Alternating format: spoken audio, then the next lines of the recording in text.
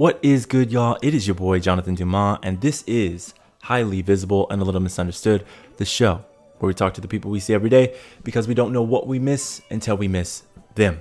And we back, y'all, with another episode, and we back in the States. I said this a few weeks ago, but me and Linz went on vacation. We actually were gone for a full month. We had the opportunity to be in Peru and Panama, practicing and learning Spanish. Both of us know a little bit. Linz is better than me. We're really competitive, so that was really annoying. But anyways, it was a really life-changing experience. Like, we've been talking about it for years, and we finally did it, and we're like, let's go. It was really good to be out of the U.S. for a whole entire month, like insane. But special shout out to Spanish Panama. Un gran saludo a Spanish Panama, a mis maestras Giselle y Danae, y a todas las demás personas que conocimos durante las últimas semanas. Nos vemos en la reunión. I'm gonna keep practicing. I was only practicing for like 3 weeks. But anyways, y'all, we are continuing our series on joy. If you missed it last week, I was joined by my friend Mimi Gonzalez, who is, founder and host of Grief Sense. She's also a creativepreneur, and someone who knows deeply what it means to live in the tension between grief and joy. We talked about how loss, especially deep gutting loss, can reshape your relationship with joy, can reshape your relationship with presence of the people and loved ones in your life and those who have passed on, and with storytelling, ultimately. That episode is entitled Grief Isn't the End, It's the Remix. Cue that up after this one. Speaking of which, this week I am joined by my friend Tiffany Leno. Y'all, this episode was fun. I had a really good time with Tiffany. We were laughing a whole lot. It starts off playful. She didn't even know we started the podcast. We talked about pod voices, code switching, and learning how to really sound like ourselves again. But then it goes deep, like grief, growth, and giving yourself permission to rest kind of deep. Tiffany is, just a little bit about Tiffany. Tiffany is a former tech sales leader, mom, creative, and a newly liberated human who recently left her corporate job without a backup plan. Not for shock value, not just because of burnout, but because she wanted to choose joy on her own terms. And so I was really excited to have a conversation about someone, especially in this job market, who decided to leave their job and choose rest. And we really talked about the unlearning it takes to reclaim your voice, the fear and guilt that comes with walking away, especially after you've worked so hard to get to a certain place, and how hard but absolutely necessary it is to stop chasing goals that never really belong to you. So by the end of this episode, I really hope that you will choose to see your voice as a way to reclaiming your joy, whether it's in your work or your life. Real quick logistical things. We were having some technical issues throughout the episode. Technology, what are you going to do? So there's going to be some wonkiness there. Stick to it. It's a really great conversation. It shouldn't be too bad. I, spend a lot of time editing and trying to get this thing right. So stick with it. Other things, if you are watching on YouTube, don't forget to, tap that like button, hit subscribe, even leave us a comment, maybe even share when you knew it was time to quit that job. You know that job I'm talking about. If you're on the audio side, don't forget to leave a quick 5-star review. And, give us a message, say something to us. It really helps folks discover the show. That is all I got for y'all right now, y'all. Here is my conversation with Tiffany. Yo, so I tend to do this, Tiffany. We were just kikiing, having a good time. I forgot to give you space to introduce yourself. So the floor is yours. Who is Tiffany? Oh my gosh, it's so funny. I've done one other podcast as a guest this year, and this is the question I dread the most because I'm like, what do I even say? What do people care about? Who am I? No, well, I'm Tiffany Lenore. I live in Gaithersburg, Maryland with my husband and my 3-year-old son named AJ. I'm from California originally. I grew up in Southern California, went to a private school in Los Angeles. I played Division I soccer, and I stumbled my ass in sales like about a decade ago. And it's it's been quite the journey figuring out how to align like my professional career with my personal passions. And now that I'm a mom, it's my priorities continue to shift and to transform.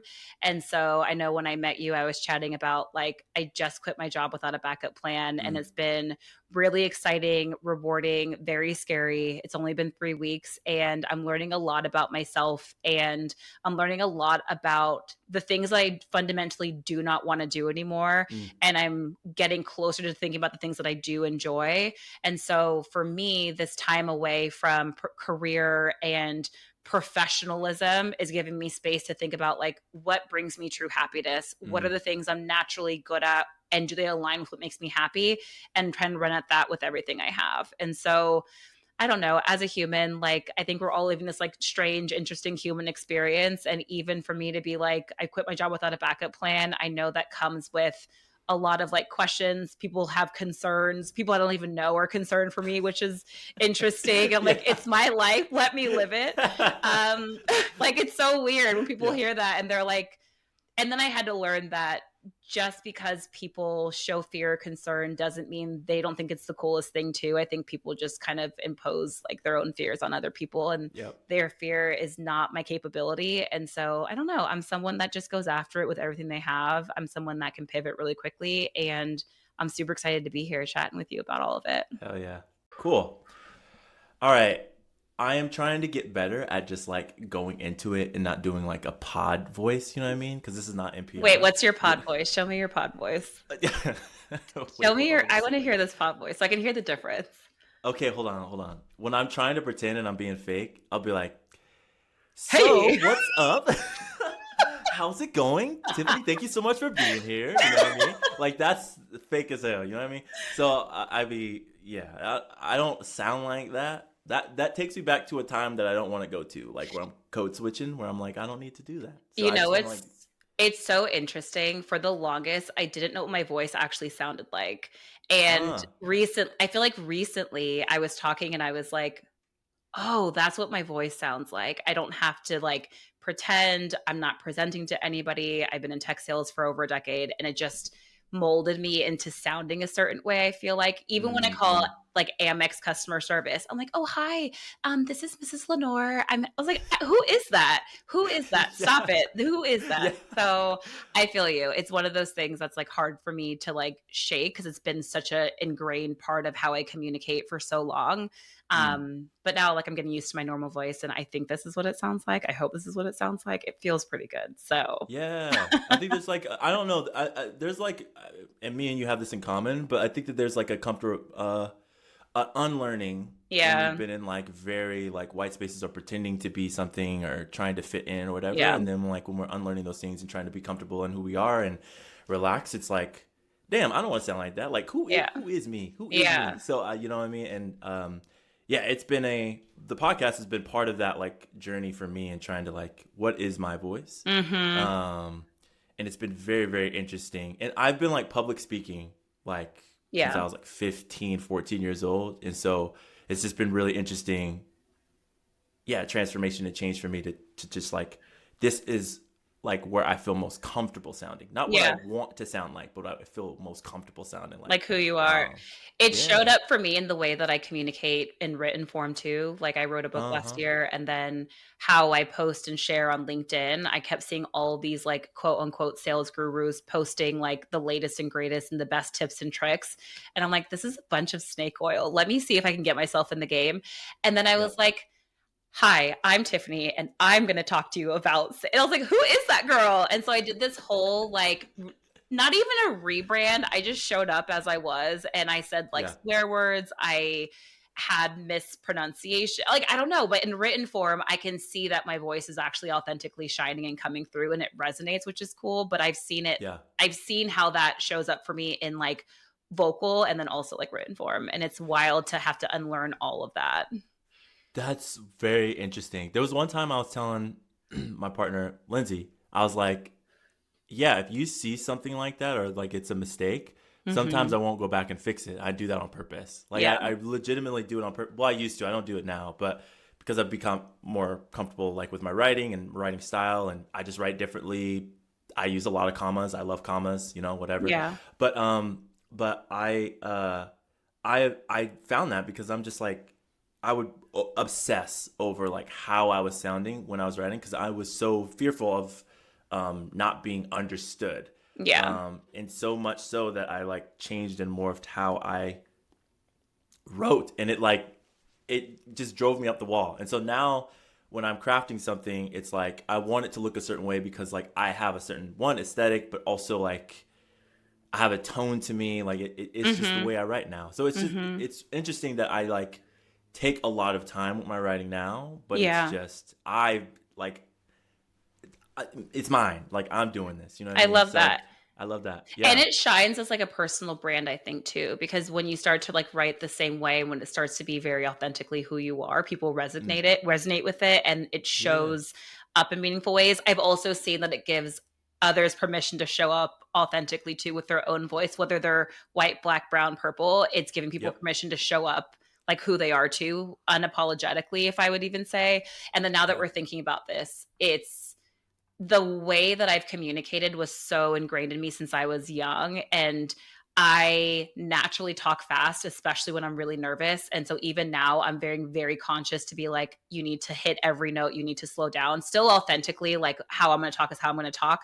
But I remember my dad being like, you need to spit it out. What do you want to say? Say it, say it, say Mm. it. And it Mm. made Mm. me think that like what I have to say doesn't matter, or what I have to say. And he's amazing. I don't want to make that what it I is. got you. But Yeah. Yeah. like, feeling the pressure of speaking quickly to get it out so that I'm heard, to your point, like that has grown with me over time so that I have to unlearn that as well. And then being in a space of working in software sales where it's mostly like white dudes or white culture, and feeling like being the only black person that is fighting for every word that I speak to land and to get people's Yep. attention.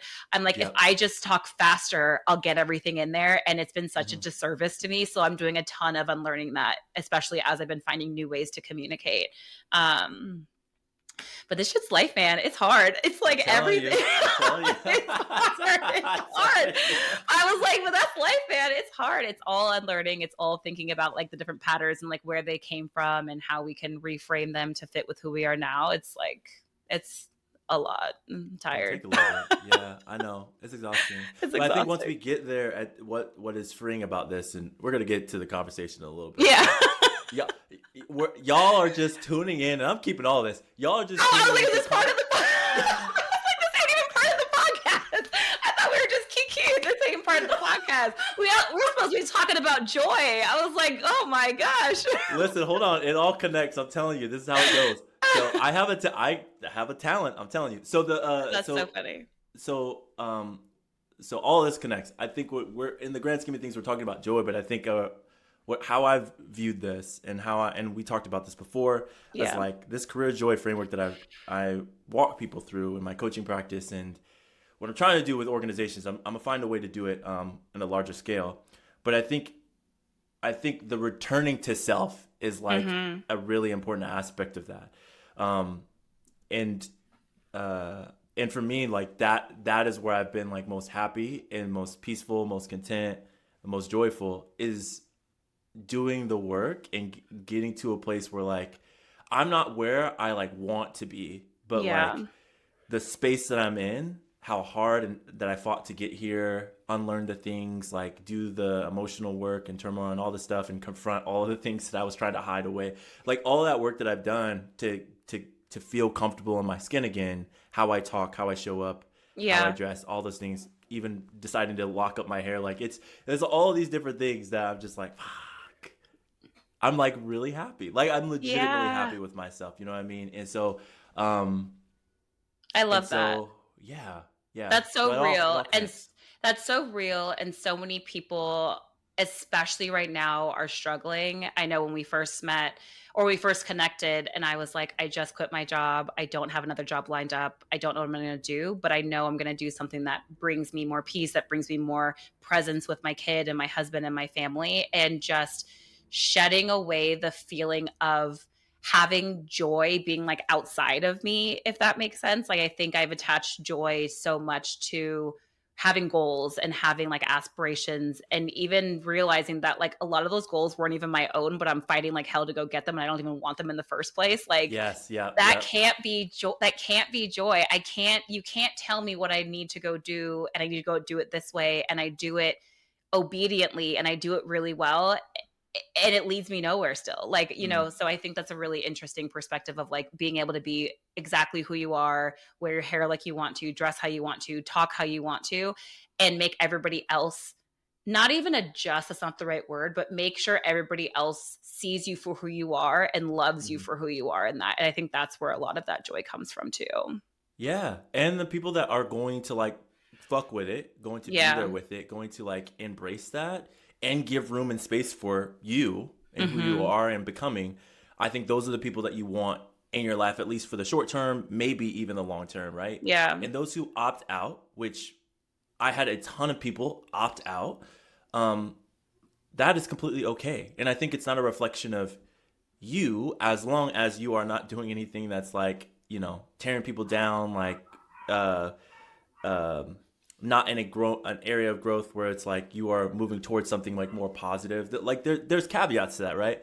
But I think if you are doing something to become more of you, to become more comfortable in your skin, um I think it's completely okay to change. And like if people opt out of that, like it fucking sucks, like it really does.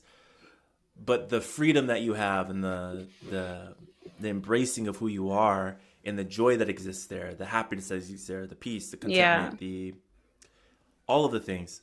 Um, God damn it, man! Like it is truly worth it. And the people, you will find new people, you will find your community, you will find Yeah. them. Wait, I Um, have a question for you. I know it's your podcast, so you ask the questions, but no, I ask me do have, questions, I please. was like, I have a question. Okay, so the opt out is really interesting to me. What was your process? Because I'm guessing the people that opted out were probably people that you weren't expecting them to opt out, or people that you thought would ride with you forever. And maybe not. Maybe some people you're like, I expected that. But what was your like grief process, if you will? Like what did that process look like, realizing that like, damn, who I am showing up as does not resonate with people that I love deeply, and now I need to go figure out what that looks like. I'm curious, like what does that look like for you? Fuck, that's a really good question. There was like it was like really really messy, and it was over the course of several years. Yeah.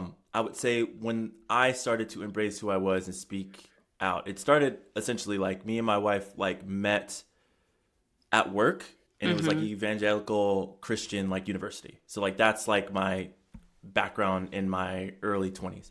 Yeah. And I was heavily involved in a church that we both attended. And I remember like I started getting asked because we were already doing like equity work at the university, and then when we that's kind of like the stuff that we continue to do and try to do at the church. So like that's actually where I started like, yo, 2015, 2016, like this ain't right. This dude is like Mhm. racist. Like Orange Mhm. Man is racist. Like it Mhm. is. Like it is Mhm. what it is. So like I'm speaking out, doing all these things, and then all of a sudden, like when I started speaking my mind and being honest, like you would get that dead quiet silence, or like the look or this or that, and like I would be like, yo, you want to hang out? And then nothing. Or what often happens, and I've talked about this on a podcast, is that like the reason why I know so much about like sound too is that I used to sing as well, like on the Oh, cool. yeah, yeah, yeah. So like I know like sound, audiophile, whatever. That's And awesome. so I would sing up there, and here's the biggest thing that I noticed. I would sing these songs, and I would hear people singing the songs and like humming the way that I'm singing the song, right? Mhm. Like literally how I'm doing it. Mhm. But these same people would never say hi to me. Mhm. So they're Never like taking all of the goodness that you have to offer, but they're not actually acknowledging and recognizing you for like the person that you are. me who I am, right? Yeah. And that's me even still in that space pretending whatever.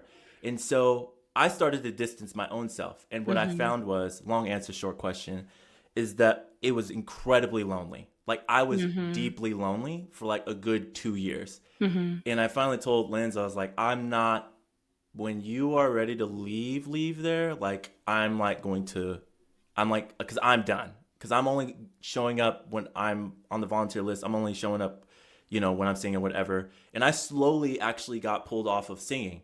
I was Mhm. slowly getting pulled off of other stuff. So I was only setting up and tearing down. So I was no longer singing. Yeah. Um, and here's the thing, I could sing my ass off. Like I can. Like I that's believe it. not, The way that your you know what voice I pitch mean? got higher Yeah. naturally just now, I was like, oh, he's got pipes. I already No, know. I can sing. So like it wasn't that, and I started to like, what the fuck? Like, is it me? Like, truly, is it me? Yeah. Um, and so I truly believed that for a long time. Like I actually, when we left, I thought it was me. Like Hmm. I shouldn't have said that. I shouldn't have done that. I shouldn't have did this. I shouldn't have done that. It wasn't until like recently where I have actually accepted myself in that journey, um, of like, I was pulled off the team.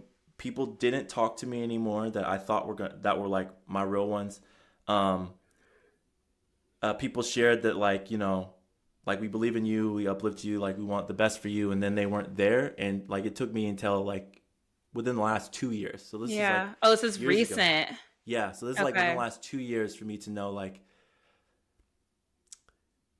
fuck them. Like you know what I mean? Like at the end of the day, it's like I was speaking truth. Like you can gaslight me all you want. Yeah. What I was speaking is honest and true. Um, I didn't do anything wrong. And like Hmm. that's the mantra that I have to tell myself. I didn't do Hmm. anything wrong. And Hmm. I know I didn't do anything wrong is because like people shouldn't say the N-word. Hmm. Stop using uh you're a white dude who barely has any black friends and you like use your black friends as A cover crutch. when you do something wrong. Yeah. Um Stop gaslighting me when we tell you, bro, it's weird that you just use only black emojis, like dark skin emojis, and you're some like blonde haired white dude. Yeah. Like it's weird that you do that when you're making a joke. Like Yeah. it's almost like you're making like if I feel offended, like it's just weird. These are weird little things. And so like if you don't want to be held accountable, like it's not It's my not problem. your it's not your burden. It's not our responsibility to make other people recognize their wrongdoings at this point. I feel like people Mm-hmm. are going to do wrong because they're going to do wrong, and people are going to Yes. show up how they're going to show up, and I've released the responsibility of like fixing other people's shit. It's like Yes. if you are going to sit in your own shit and stink, and that's okay, but that's not my job to help get you out of it. Cuz I feel like for so long I was like, "Oh, they're just misunderstood," or "Oh, they don't have all the information," or whatever, and it's like, "No, fuck that. This is 2025. You have Yes. access to whatever Yes. information center you want. It's Go very figure it easy. out. Do it for yourself." Yeah, it's very easy to figure out, like, Yeah. especially I think we're in this place of like morality changes and shifts, and like being a good person is like table stakes at this point. Like you got to Yeah. figure out how to also show up for other people, and at the very least if you're friends with that person who's using all dark emojis, like they get to respect you if they really care about you and love you, and they get to be there and show up for you the way that you need them to, not that they just get to like live their life in freedom of being fucked up. Like that's crazy to me. Yeah, yeah, it's insane. So Yeah. I, yeah, so I hopefully I answered that question, but it's like very messy. I was very Yeah. alone for like I had to like find all new community, and it took a long time. Like Hmm. I didn't find like new friends. I actually was even lonely in that space. Like I was Yeah. surrounded by people, but I was still very lonely. And so Yeah. like I was like, Linz, do you never recognize that everybody talks to you and they don't talk to me? Like we're in a circle of people Yeah. that only talk to you. Like have you never recognized that? And so I yeah, I didn't make new friends, like friends until I l- left we left Orange County, Mhm. moved out here, and then I started my own business and then started doing networking and stuff like that Mhm. through like LinkedIn. Like that's when I made new friends. I Yeah. didn't make new friends until like 2021. Yeah. Man, Yeah. we're so similar in so many ways. Yeah. It's interesting because my husband has best friends from 2nd grade, and Yeah. he continues to collect new friends, and they stay with him forever, and I've gotten better at, like, making friends as I gotten older, but for me, being raised in a Black household, growing up in white suburbs, and Black folks were like, "You don't dress like us, you don't sound like us, Yeah. you can't kick it with us," and white people were like, "No, you're not like us either." So I literally had lunch by myself every day under the water fountain in high school. And Damn. it took a really long time for me to figure out what, like, because I didn't have great exposure to like great friendships, I in turn wasn't a great friend to the people that I did have as friends. And I had to do a Yep. whole like reckoning tour as I got older and got therapy and, understood more about like life and friendships and relationships. But most of my friendships have come from, I would say, 2016 and on. Like, Yeah.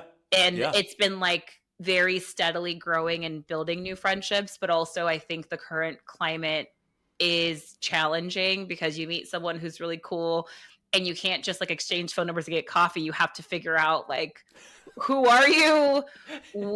Like, you know, Yes. all of those and as a mom, it makes it even that much smaller. I have a 3-year-old Mm. toddler son, and people at the park are always like, I can tell they want to maybe like exchange, or moms are so lonely right now, especially we want like community. And I'm Yeah. like, yeah, I don't even think we mom the same. I don't think we think the same. I don't think our political views are the same. And not to think that I only have to be with people that are the same as me, but it is Yeah. hard because I Yeah. have zero space for like fuckery in my life at this point. My Yes. boundaries are so Yes. strong. So it's like, Yes. I'm not going to waste our time. Like, so it makes it, the pool of friends becomes really small to pull from. And that part Yeah. is really difficult. Okay, so we're gonna get to what we're actually here to talk about. But I want to like spin and hang out here just a second. Yeah. Because I think there is a very interesting thing that has happened since Orange Man has made his political like stuff. Like, I think in the very beginning, like I was like, all right, we don't need to talk about it, but like that's weird that you still like fucking with him heavy. Now I can't, there's no room and space. Like, it's different to be like to be somebody who has different political views, right? Yeah. Like we could talk about the tax code. Like, we could talk about how taxes are done. We could talk about how legislation is built out. We could talk about, you know, where money is allocated. How do we allocate those things efficiently and effectively? Yeah. We could talk about all kinds of things, right? How should we navigate healthcare system? All these things. What I will not negotiate, and I'm just not going to negotiate like the well-being of people. Like, Yeah. I'm not going to negotiate the humanity of people. I'm not Yeah. going to negotiate like my history literally being erased, like the attempts to like erase our history, and then the blatant lies Yeah. that are just being told day in and day out, and like you're just going to blindly vote for somebody or fall in line or do that. Like, I don't have time. And so like there is a clear distinction. I'm not going to be gaslit because Yeah. I know my fucking shit. Like, Yeah. I'm not going to be gaslit about this. Like, I can't. Like, I cannot. Like, we can argue, you could be a Republican. That's not my Yeah. shit. I don't Yeah. care. But like, if you are choosing to like Turn a blind eye to dehumanize human people, rights. Yeah. yeah, It's like a just non-starter. that's non-starter. We're not talking about politics at that point. Like, Yeah. there's just like you said, a shift in morality. So Yeah. it's so interesting you said. It's so tough, and it's so hard when, I mean, it's not so tough. Like, rights are rights, and humans deserve their rights, and people deserve to respect those rights. And that's the part that makes it so difficult to see such a divide. I think that's the heartbreaking part that we're dealing with at this point. Is it's so black and white, and people are trying to create gray area where gray area does not truly exist.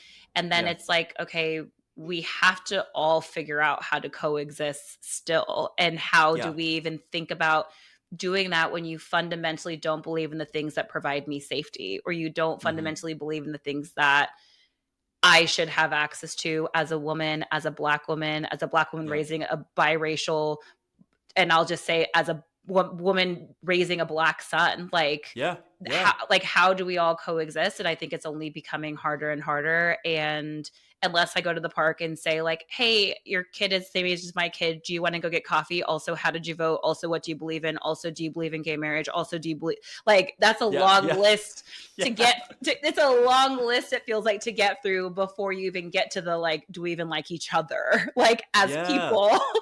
Yeah. As people. Yeah. Yeah.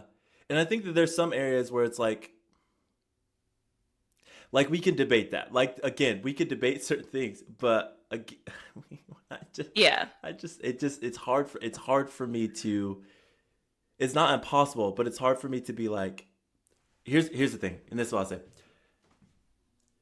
If you are unwilling to have a conversation, like an actual conversation, then I think it's going to be very impossible for us to be friends. And the reason and how I break that down is, I can tell you what will change my mind? Like, Mm-hmm. if you ask me the question, is there anything I could say to you that will change your mind? Then I know I can have an engaging and like actual conversation with you. Yeah. Um, if somebody tells me there's nothing you could do to change my mind, I've done my research, you need to do yours. You're not looking to have a conversation, You're bro. looking to have Like, fight and have an argument and to be right. yeah, Yeah. yeah, and also like, if that's how you're living your life in this area, I don't know if like how do you act in other areas? Like are Mm-hmm. you a really good friend in other areas? You know what I mean? So like I think that's what I mean, like where I just don't have the energy. There's somebody like I've talked to when I go hoop, and he's MAGA hard, like hard. In the beginning, I was like talking to him because I'm like, all right, like I've never talked to a MAGA person in the wild, only on socials and stuff. Not the So, wild. so Oh my god. I guess I'm like, yo, like, tell me whatever, blah blah blah. All he's doing is regurgitating talking points that Sure. like Trump says at his rallies, and I'm like, oh, you don't know that I'm like a highly educated, Sure. knowledgeable person. Like Yeah. you see a black dude in dreads, like dressed up to hoop. Like you don't recognize that like I have 2 degrees. Like I Mm. study political science. Like Mm. I actually in the news. Like I listen to podcasts like all the time, Yeah. and I'm active. I'm an active voter. Um, and so and I actually do this work. Like I do this, and so he had the nerve to tell me I wasted 4 years of my life, like getting my undergraduate degree in Yeah. political science and history. We're talking about political science and history, like that's what we're talking about. Wait, So he's not serious. why do you think you wasted your time? Why did he think that? Did he I say? didn't even engage. I didn't Yeah. engage with that. I Yeah. didn't even I think engage with that's that fair. because because my thing is like it's just an odd thing to say. Yeah. Because that's what people say here when they say, "Oh, so you got a degree in history and political science? Like, what are you going to do with that?" Well, there's actually a lot that you could do with that. It teaches Mm-hmm. critical thinking, Mm-hmm. research, engage, like how to conversate with people, teach you how to write. There's a lot of things you can actually do with the degree, but whatever. I'm not going to defend my degree. I Yeah. love my degree, Yeah. it's just, but he was not actually willing to have a conversation, and so like those are the. At a certain point, I was like, "You're not serious. Actually, you're actually not serious." When he said Putin respects strong leadership, I said, "You're talking about a dictator. You're not." You're actually not being serious. We can't have a conversation with him more. And I don't talk Yeah. to him anymore about that. Because, like, Yeah. and I proceeded to bust his ass. I gave him, Of like, course. yeah. But, anyways, oh my God. All That's right. so funny. Okay. What do we come here to talk about? I mean, we covered quite a bit in what, 26 minutes? This is Yeah. stellar. Podcast over. But I think there's interesting segue. I'm good at what I do. So the what we talked about a good amount is like finding this kind of like resistance and Yeah. returning to self and doing that. And the original reason why we connected to get you on the podcast was you actually like quit your job, and you mentioned that earlier. Mm-hmm. And what was cool is that you did that as like an act of resistance, and I can relate to that because I Yeah. quit my job 4 or 5 years ago to pursue being a business owner because I was just over it. Yeah. Can you talk a little bit about that process and kind of like how did you come to that decision? Yeah. So I mentioned that I've been in software sales for 10 plus years, so over a decade at this point, and I was a highly skilled athlete. I played Division I soccer at Loyola Marymount, Oh yeah. and my parents are both correctional officers, and so all I knew was do the right thing, don't get in trouble, follow the path, and you'll reach the promised land, for lack of better words. Like if you just do everything right, if you keep your head down, if you grind, if you work hard, you will live the life that you want. And when I was younger, like I got into sales because I needed a job. I needed to make money, and it wasn't anything that I was like really passionate about. It's just I looked at the skills that it takes to be great at sales, and I have those. I'm great at relationship building. I'm a strong communicator. I can be influential if I really care about what I'm talking about. And project management was like a skill that I had for some reason at that time. And I was like, okay, I can like hone the other skills that I need to develop to be a really great rep. Over time, I just kept like closing deals, making money, moving up. And I found job hopping, for lack of better word, the path to help me make more money and build new skills and try new industries wherever I went.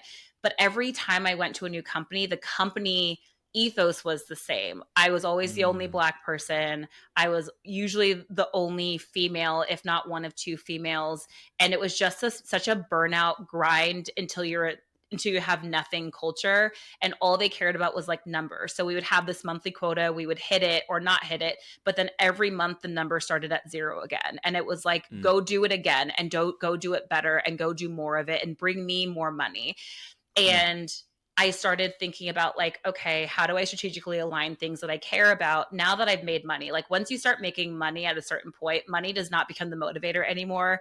Yeah. And it quickly became like, I want to travel and see the world, or I want to align to a sales organization that's up to some big stuff. And so I started thinking about like, this company was selling into like the DEI space, which I was really excited about. And then I realized like they hired me because I was the DEI sales hire to go break into all the historically Black colleges and universities Yeah. because I was the best face to go do that, essentially. I'll just say that. Yeah. And then I saw the writing on the wall there. I saw the bullshit that came with feeling like a number to them and feeling like the value that I brought didn't really move the needle in terms of how I felt about my work. And I took my Mm. first career break back in 2019. It was great. I scooped ice cream at a farmer's market. I learned how to make greeting cards on Etsy. It was fun. And then ended up getting back into software sales. Long story short, I got back into software sales at that point, and I got back in with a different understanding that I am so powerful as a human and I can do whatever I want. And if I create the boundaries that work for me in a corporate structure, I can get farther. And that worked for a while. And it ended up putting me in higher paid sales roles, more strategic sales roles. I didn't feel like I had to I felt like I can be more of myself, where before I showed up only in weaves. I showed up only dressed a certain way, talked a certain way. My voice got higher every time I got on a sales Mm. call. And then I came back in, I had braids. I felt like I could speak up when I saw things that were wrong, and I could do it Mm. in a way that made sense for like who I was and what the company needed. And then I ended up becoming like the one that cleaned up everybody else's shit, and Gosh, yes. everybody else would have problems and come running to me because I was the one that would speak up. But it put a target on my back every time as like, Yeah. oh, Tiffany's mad about something, here she goes. And I can't help but feel like it's, I'm the Black female that is the one that has to speak up and fix everybody else's problems, and that just felt bad to me. Yeah. Then I became a mom, and then it became so layered in, if I'm not doing things that bring me joy, I am not going to miss time with my kid, like, period. Mm. So work then needed to shift into feeling like this has to be for something. I have to be doing this for something. And once I stopped being able to see what that something was, I was like, I'm out. I'm no longer interested in building other people's businesses. I'm no longer interested in feeling like the scapegoat when things don't go well for the company because they miscalculated funding, or they didn't hire right, or the product does not have actual product market fit. Like I just got tired of feeling like all paths lead to sales is the problem.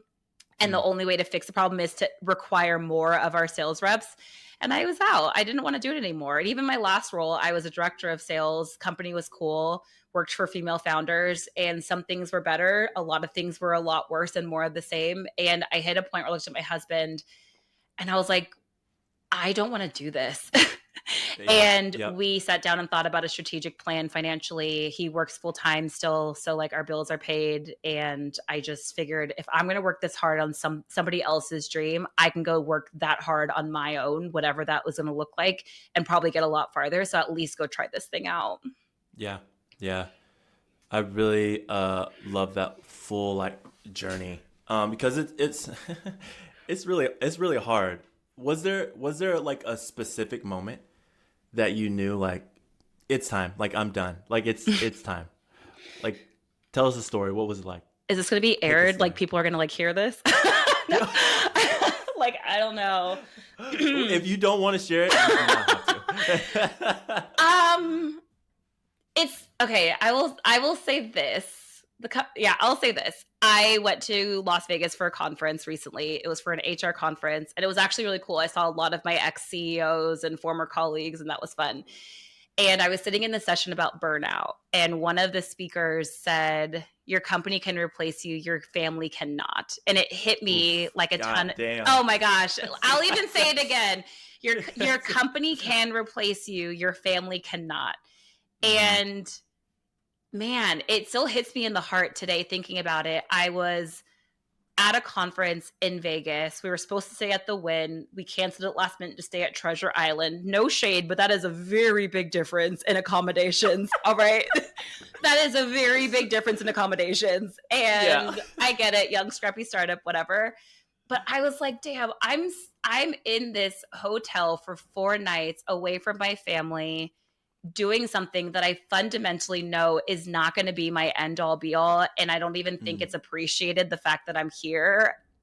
I, and a lot of the CEOs and co-founders at that company or at that conference were so excited about their product. And people that were at my level or lateral were like, I don't want to be doing what I'm doing. I don't even know how I got into HR. I need to figure out what I'm going to do for my life next. And we were all feeling this way. And I was Mm. like, why am I adding to this misery of corporate? I have Yep. the resource, I have the skill set, I have the gumption, I have enough craziness about me to think, how dare you go bet on yourself? And I'm like, yep, I'm gonna go bet on myself and try something new. And it was at that moment that I came back from that conference that I was like, I need to be out of this. And I don't even know what I want to Mm. do next, but I know it's not going to be this. And I need to go figure out what it's going to be. Mm. Shit. I wasn't going to say no names. I wasn't, listen. No names necessary. No names necessary. Okay, so we've talked about it actually already a lot around like around all of the things that it takes to come to a decision, like such a major decision as to like, I'm going to make a major life change. Yeah. And I think folks underestimate Mm-hmm. what like how heavy of a decision that is when it comes to like your job, your career, and I'm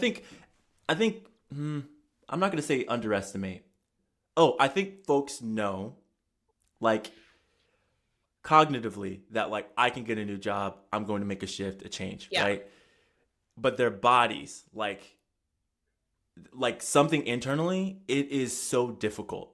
Like I wrote about this, and it's going to go up next week on LinkedIn, but it's already up by the time this comes out.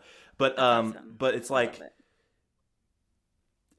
we have to renegotiate our relationship to work, because I think we have invested so much in what this can give us, what it's meant, quote unquote, meant to give us. Where like work is it's just a relationship between an employer and an employee, and at any point like you can make a change and a shift. Yes.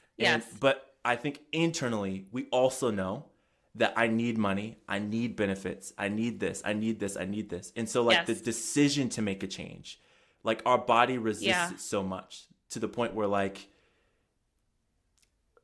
I've seen people like break down in like vibe check conversations. We're not even in coaching. I ask them like, hey, so like what do you want to do with your life? Just breaks down in tears. You know what I mean? Because I think the thought of change, the thought of a shift, like in their bodies is so heavy. It's so fear induced, and that fear keeps a lot of us really stuck, and it keeps us from pursuing the things that would bring us more joy, or things that are better aligned to our skill set, or that can probably create a different life than we even thought we could have access to. Like I've worked with people at companies who would do nothing but complain about their job day after day after day after day. And if you catch me complaining about something, you will know I'm going to be out of the situation before you blink. I don't, and I'm not to, and let me rephrase that. I'm not to say that I'm not resilient. I'm an incredibly resilient person, but I've also figured out the things that are worth fighting for and sticking through versus the things that are just not. That's the difference. And so many times, work situations, to your point of like the relationship, you are there to get a paycheck, and hopefully you're there because you like your colleagues, and even better if you like the mission of what you're doing. And if not, that's okay. Like, you are there for a work pay exchange. There is nothing more to that. And I think people wrap so much of who they are and their identity in their work or their title or their paycheck. And it scares them because they spent a decade building something for their career, and just to get to the 10-year mark and say, shit, I actually don't like this very much. Or, wow, I wish I got off this train 5 years ago, but now I'm here. I might as well just keep going. And it robs people from actually pursuing things that would bring them happiness, to the point where I see people that complained about their jobs years ago, back when I was at my job in 2019, and they are still with the company. And I'm not like naive to believe that things are so much different or better for them. They probably just don't feel like they deserve something better, or they don't even know what that would look like. And the fear of going out on your own or the fear of change can be so terrifying, and people just stay where they are. And it's really, I'm really resonant right now to the feeling that a lot of us are struggling. It's very rare that I meet someone who is so passionate about their work situation, and it's really hard. And I'm also recognizing that, like, I'm in an immense state of privilege to be able to leave my job without a backup plan and not have any worries. My husband is good. He is fully employed. He is really successful in the work that he does. My kid is good. He's happy. My kid is still in daycare too. People are like, oh, you're going to spend more time with your kid at home and pull him out of daycare. And I was like, no, his little ass is going to school still. Yeah. So I'm in this interesting spot too with identity, where you have like a stay-at-home mom and you have a working mom, and I'm technically not doing either one of those things. And so that for me is like, you're just at home with space and time and energy to figure out what's next while everything else is being taken care of around you. And so I've reframed that into real, like, I don't have to grind now to deserve my rest. I've done the grinding to now deserve my rest. And now I'm in a state of, you get to really spend the time figuring out what's next for you. And I think what's happened for people and why they get so paralyzed in this fear of, do I stay or do I go, is because they haven't seen anybody go through the mucky process of getting somewhere next. We always see people after they've already achieved success, and then they talk about what they did later in retrospective. And it's really easy to reframe what really happened. Not to say that people aren't being truthful, because I know, like, social media, everybody's being so honest all the time. But I think there's something really special about the bold decision that I've made, that other people are making, to like leave your job without a backup plan. Whether, you know, it's a courageous thing that I'm sitting in owning that I did, and then I'm showing people what it looks like. And it's not this like luxurious experience. I've been in it for 3 weeks now since I left my job, and I've gone through so many different identity shifts and processes and thinking. I've finally got to the point, like Wednesday, where I'm like, I'm not bankrupting our family because I quit my job, where that was a real fear for me. Yeah. And it's hard. It's hard when your entire career has been built on thinking of chasing after a title, chasing after more money, chasing for people's approval of the work that you're doing, chasing after something. And now none of that exists, and you're not chasing anything, and you're just sitting in the present moment to think about, what do you really want to do and what makes you really, really happy. And for whatever reason, that is so uncomfortable for me, and I'm pushing through it. And I'm really hoping that people hear this and they see that, and they're not like, oh, let me just go quit my job. There took so much planning and process before this moment happened to be able to say, yes, I'm doing this confidently. And it's not just like I'm waiting around all day. I'm not just like sleeping all day. It's trying to think about what comes next, and remembering that I have a lot of skills, because the second I quit my job, I was like, I'm worthless. I can't even post on LinkedIn because no one wants to hear what I have to say. like it's real. So it's exciting. It's scary. It's fun. I feel so much lighter. I feel brighter. My husband's happy. Like, we're figuring it out together. And I know that if I ever needed to go back into corporate, I will walk through those doors with my head held up really high, knowing that I tried something new, and it wasn't failure. I had to go back, but it was from a new place of empowerment, that I'm choosing to go back because it's probably for the betterment of my family. And that I will always stand on. Absolutely. You said several things in there. You spit and fam. But like, I just want to like get a couple of those things with like, one, I love that you acknowledged your privilege in it, because I think that folks hear that and they're like, look at this The Yeah. fuck? You know what I mean? Yeah. But at the same time, it's like, one of the things I always encourage is I don't just say quit anymore. I'm like, you do need a strategy. Like some Mm-hmm. folks, like there's not a lot of us that are in that place where we could just like up and just Yeah. like peace out. And so like there is a strategy that's behind it. And so I love how you like named both of those things. Yes, I have Yeah. privilege, but we also planned. Yeah. Um, but also the other thing too is like you do deserve rest.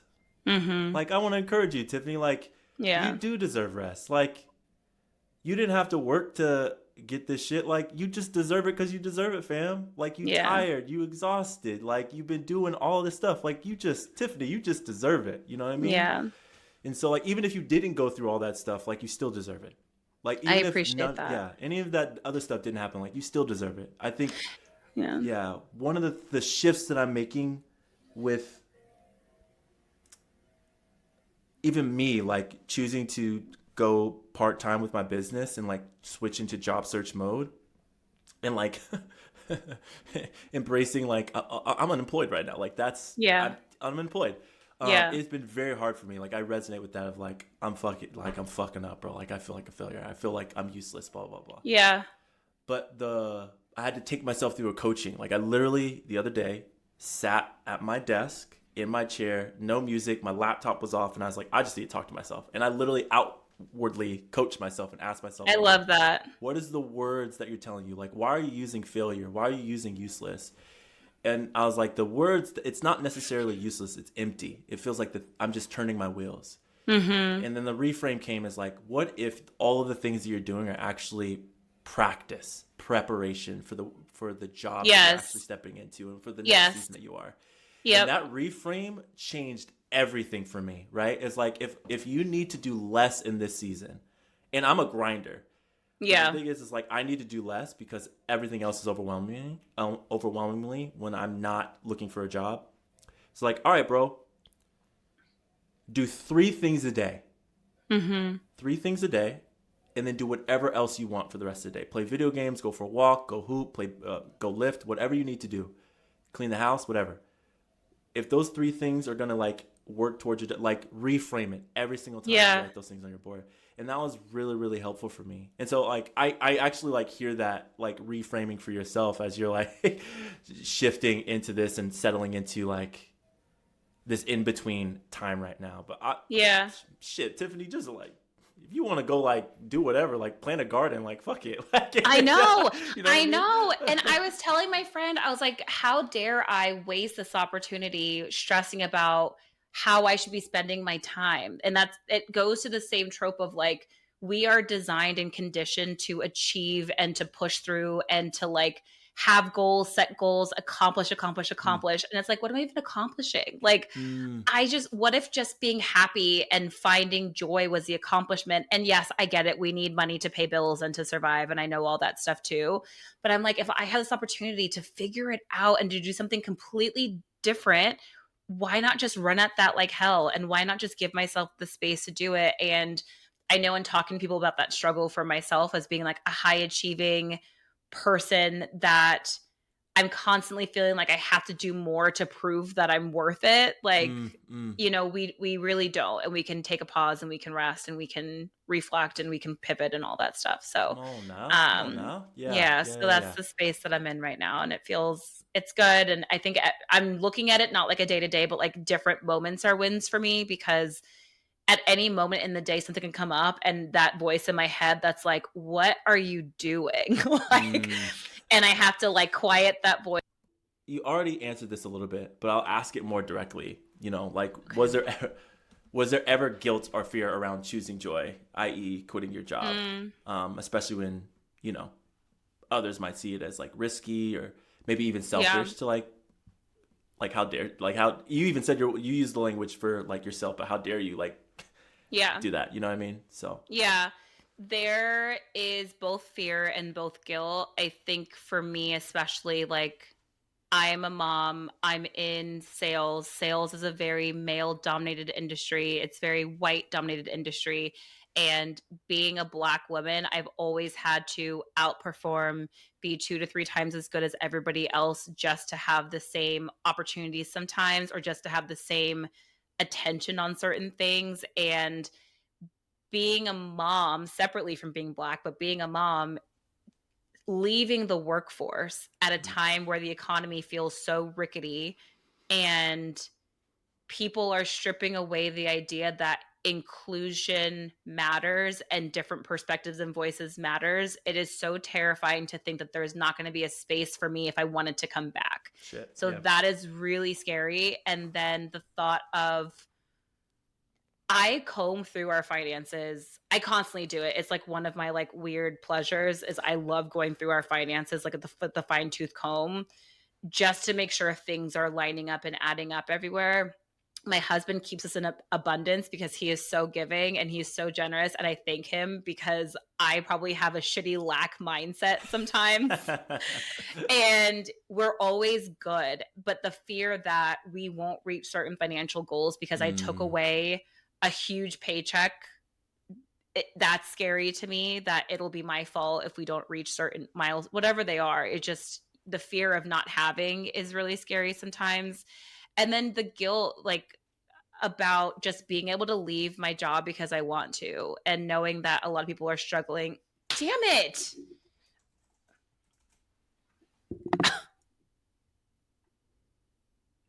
I think there's something going on.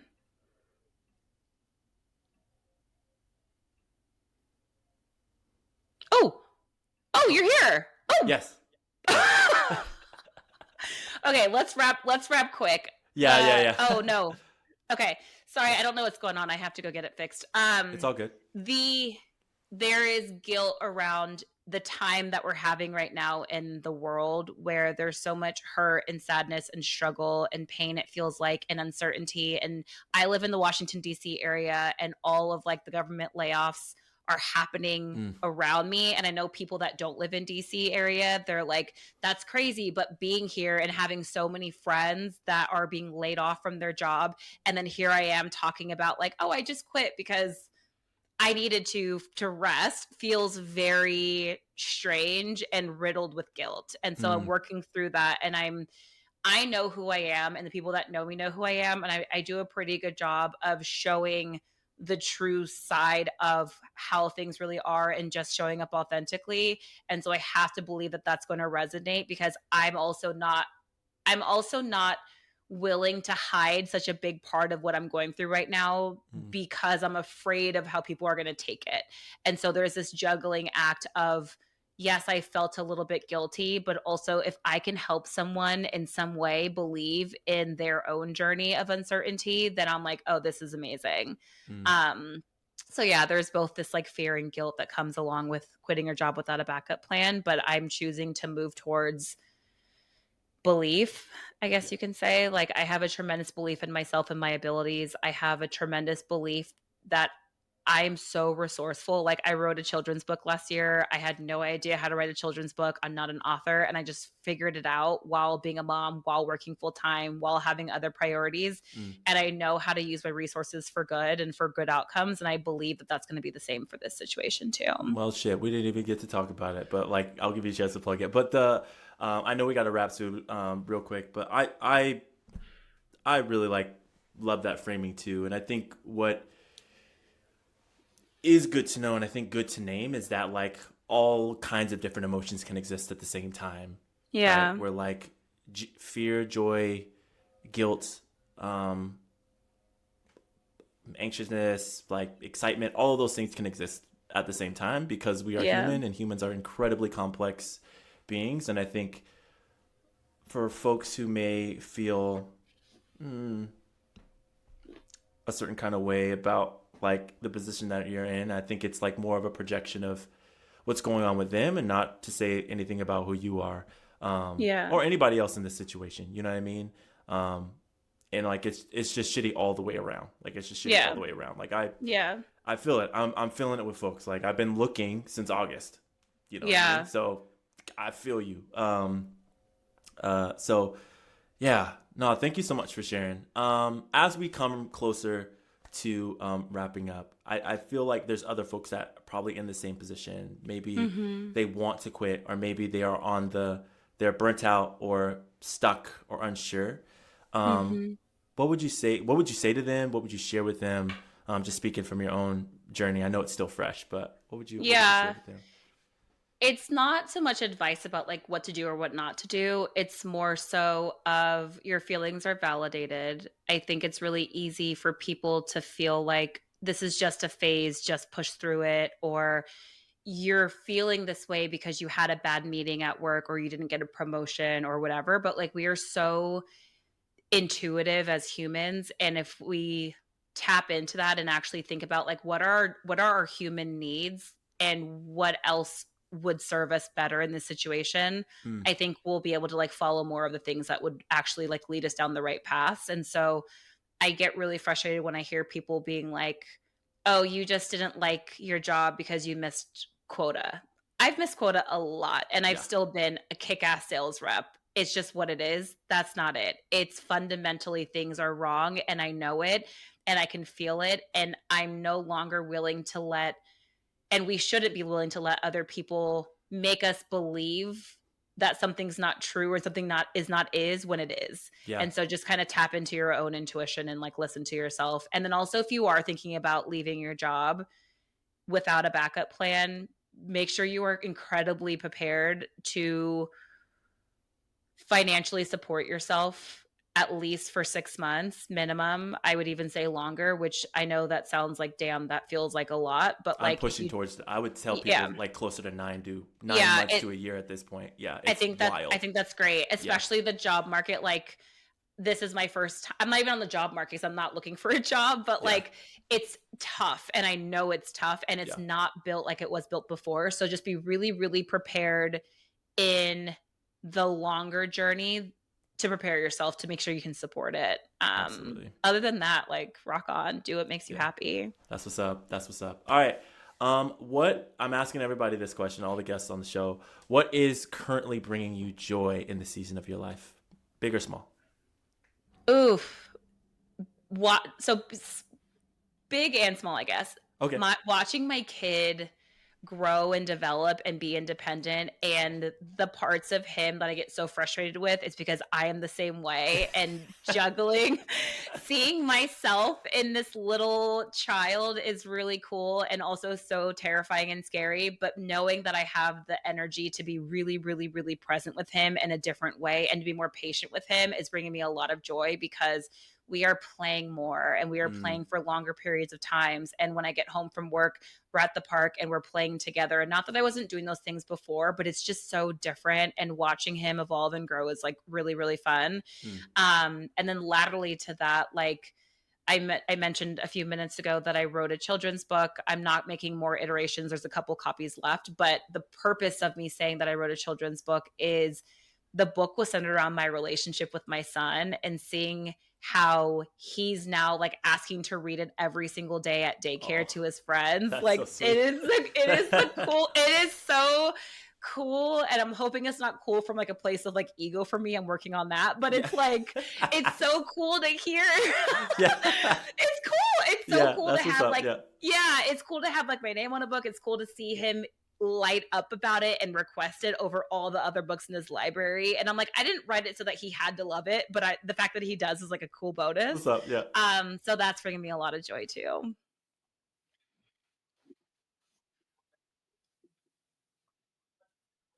Thank you for having me. Yeah. A good half of that time we were talking about. Oh, God. You didn't even know we started the podcast. Hey, you I didn't even know know. it. I was like, oh my gosh. I was like, I hope I remember what we were supposed to talk about. No, it's all good. It was all good. It was all good. Well, it was a pleasure to This have was you on, great. Tiffany. Thank you so much for coming through. I appreciate you. And even, Yeah. hopefully I edit this well enough that folks don't see like some of the like technical stuff that we were experiencing, but it's all good. We are so fucking good, bro. Like we're good. We're Bro. good Yeah. and we're human. We're good Yeah. and we're human. Yes. So I love You know it. what I mean? So thank you so much for coming through. Appreciate you. Thanks for having me. Yep. So in a couple weeks, I will have been searching for a job for a full year. Yeah. And if you would have asked me a year ago if I would still be looking for a role, I would have said no. But yeah, here we are. At this point, I've crafted hundreds of resumes.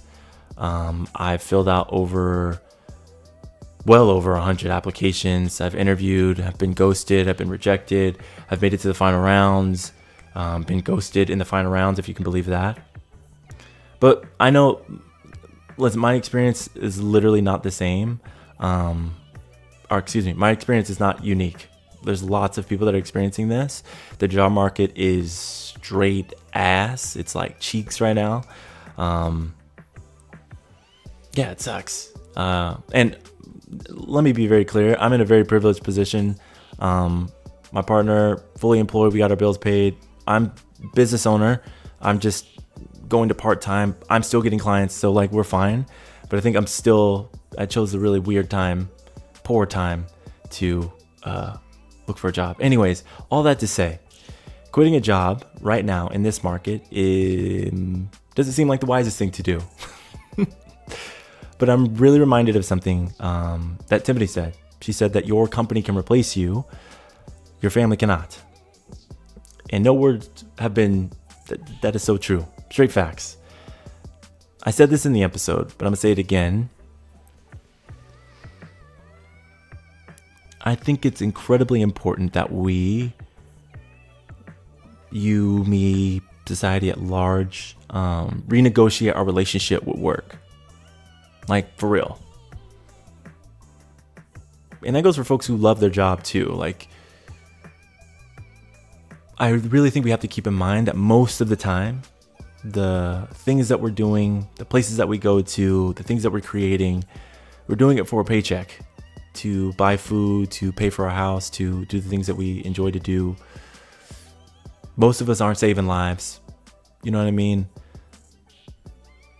And so, I don't know, we pour so much of ourselves into work, and we somehow have been fooled, conditioned, socialized, whatever has happened to us, to believe that like our worth is tied to the quotas that we try and meet, the titles that we have, the amount of money that we make, the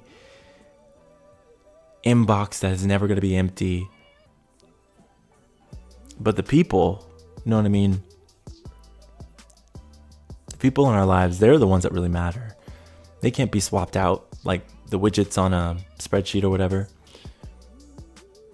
And so when I also recognize that stepping away is something that is incredibly terrifying, especially if you spent so much time, energy, your physical self, money, all this, and the what you've invested of yourself into the work.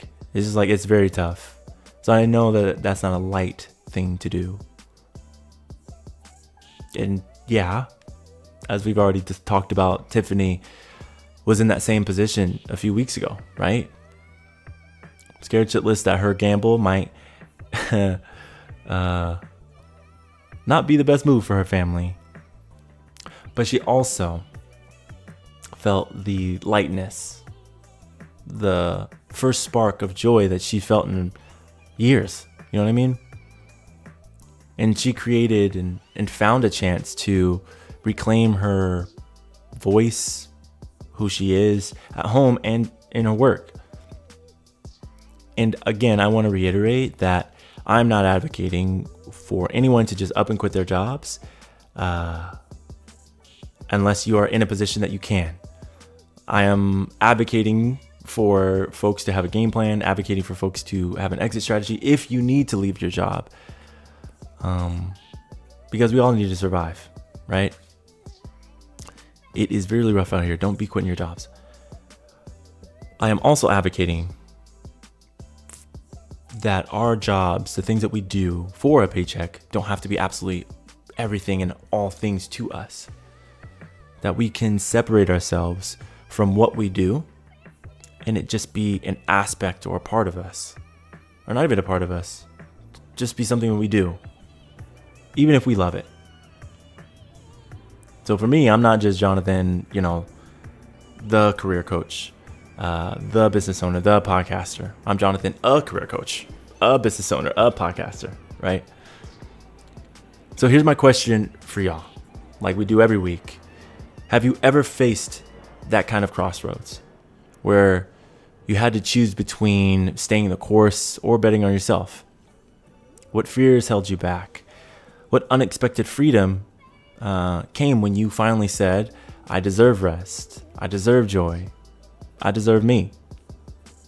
Share with us in the comments, or better yet, y'all, we have a joy form that you could share all kinds of stuff with us. You can find that down in the description below. You can share a voice note, picture, letter, whatever. We're going to be sharing some of the submissions we've received over the last few weeks in some coming episodes. Yeah, that's it. That's all I got. Logistical things before we go. YouTube fam, don't forget to like and subscribe if this episode resonated with you. Audio listeners, be a real one. Give us a quick 5-star review. Leave us, comment. Leave us a review as well. It really, really helps folks discover the show. And check out our last episode with Mimi Gonzalez. It was a really good one. She's a host of Grief Sense, creatorpreneur, all the things. We talked about that tension between grief and joy. It's a banger. But that is it for me, y'all. Till next time. Peace.